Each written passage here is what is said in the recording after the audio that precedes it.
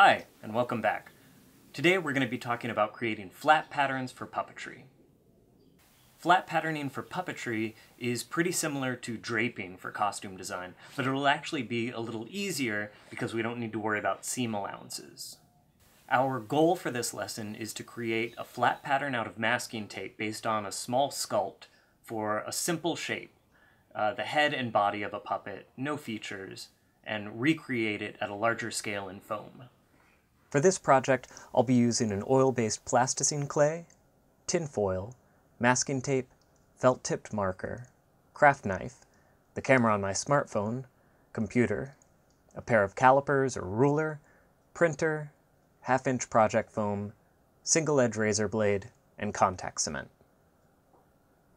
You can even get away with not using a camera, computer, and printer if you have access to a copy machine that lets you adjust the scale within the machine. As a safety note, blades are sharp, so don't cut yourself. Also, contact cement is quite smelly, and breathing in its vapors can cause some real damage to your internal organs. If you can, do all your gluing outdoors and wear a respirator that's rated for vapors. If that's not available, at least be in a garage or big room with open windows and a fan, and ideally, a respirator. To start our tape patterning process, we need a three-dimensional object of which to make a pattern.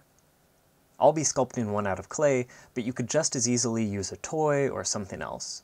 I've even taken patterns off interesting-looking plastic juice bottles. Since this is an introduction to tape patterning, I'm creating a pretty basic head and body shape. I'm not adding details like a nose, ears, or eyes, because I can just add those on once I create the foam version. Also, I'm not worried about creating this at a 1:1 scale or life size. It's easier to sculpt at whatever size is right for the project. The larger your sculpt, the more accurate your pattern will be, but it will also take longer to sculpt and you may not have that much clay. I've finished my sculpt and now I'm ready to cover it in aluminum foil and masking tape. Because my sculpt is symmetrical, I actually only need to make a pattern of half of it. Then I can flip my pattern piece later to get two mirror image pieces. The sculpt isn't perfectly symmetrical, so I'll choose whichever half is the prettier side. Adding a layer of tinfoil isn't totally necessary, but it helps your pattern lay flat once we cut it off the model. When you apply masking tape, tear it into small enough pieces that they can lay as flat as possible on the model without wrinkling, and make sure they overlap at least one other piece. If I hadn't put on tinfoil, I would put on a second layer of masking tape for structure, but this should be strong enough. To figure out the pattern, I'll start by drawing a line exactly along the center axis. This is the mirror line that the figure will eventually be flipped along, so try to be as accurate as possible. The idea is to break this up into pieces that can lay flat, so areas with curved surfaces need darts cut into them. There isn't one universal way to break up your pattern pieces, but you generally want to find a balance between having as few cuts as possible and enough cuts to recreate a smooth curve. It's really important to add registration marks to the pattern at this stage. Later, when I'm gluing the foam together, it will make keeping pieces aligned much easier. I'm also making shorthand notes to myself about which half of the puppet it is and where the front is.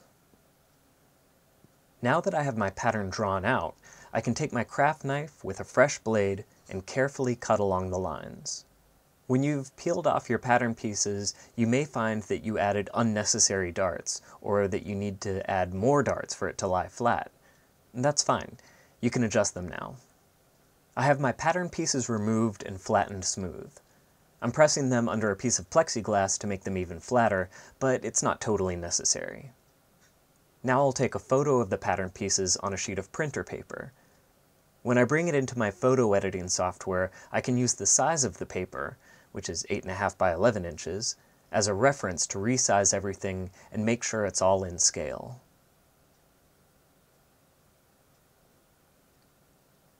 I'm also using the distort function in Photoshop to correct any distortion from the angle of the camera.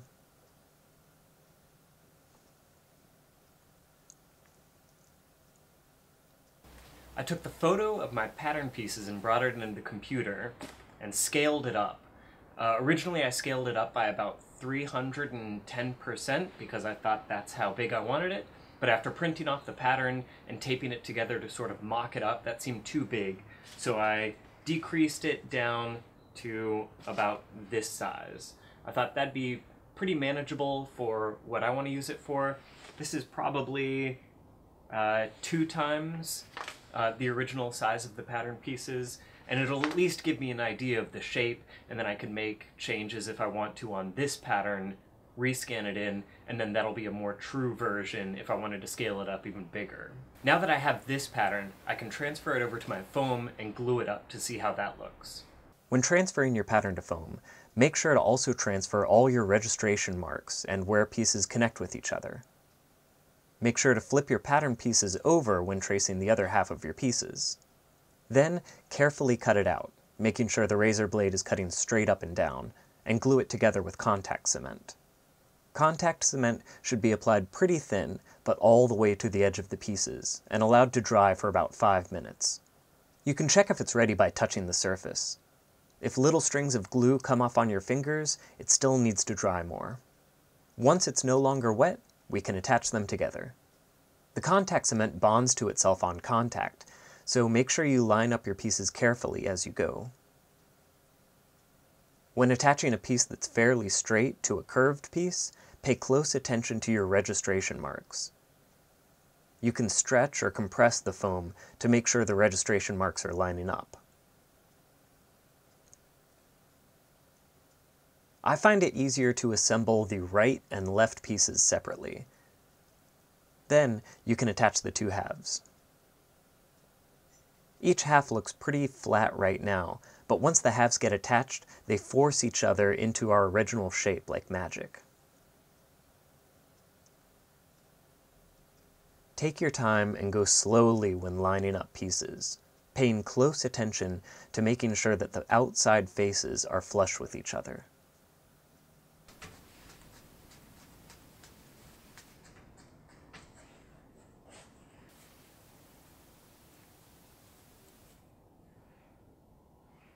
Now that I have my first foam prototype made, I can test it out and tell if it's the scale that I like and the shape.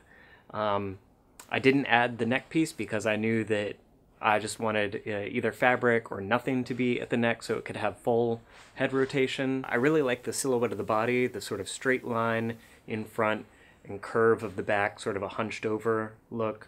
The head shape looks good. It has a pretty good range of motion. I think if I were to make this further, I might extend the body down a little bit farther just so it doesn't catch in the bottom of the frame if I were to do this on film. Now that you have your basic shape done, too, you can add on additional features in foam.